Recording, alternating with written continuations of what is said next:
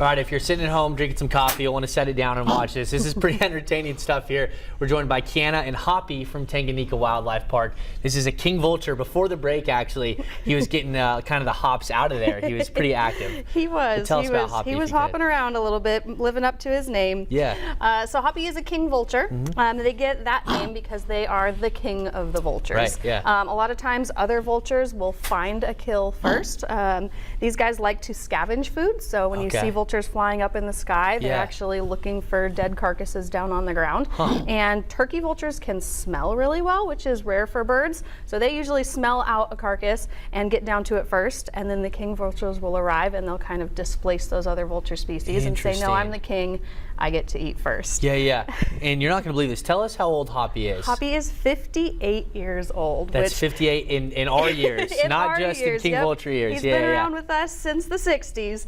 Wow. So normally his species is going to live about 25 years, maybe 30 in their native habitat. But he is 58 years old. That's so he impressive. has doubled that potential lifespan. And it seems like he's killing it for the most part. He is, yeah. He's doing really great. He does have one eye that he can't see out of. Got it. He's missing a couple toenails, but things happen as you get older. Otherwise, he's in really good health. He seems to be getting around really well. He's a very sweet boy. Yeah. There's not a whole lot of vultures that I would be cuddling up next to like this. They have a really, really strong beak. Where most birds of prey, you kind of have to look out for their feet and those talons that they use to hunt with. Since these guys aren't really the hunters, they're more of the scavengers. He uses that beak to rip pieces of meat off of those carcasses. So very, very strong beak, but as you can see, he's a very, very sweet boy. Yeah, absolutely. And take us, how can we see Hoppy, during the winter? This is maybe a good time to come out and see him? Yeah, absolutely. So we are closed for the season. Can we stay still? There's Hoppy. This is what has happened in commercial break, He's getting more excited. Yeah. We are closed for the winter,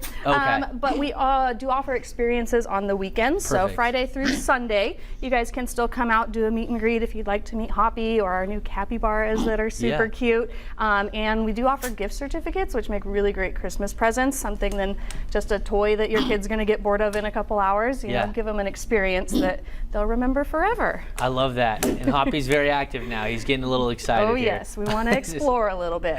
This is incredible. Well, Hoppy and Kiana, thank you so much for joining us today. We'll send it back to the break here. Get one more quick look at Hoppy. He's pretty well behaved for the most part, actually. He is. We'll just take wants that. to explore. He gets an A- for his performance today. Good job, Hoppy. All right, more 12 News coming up after the break.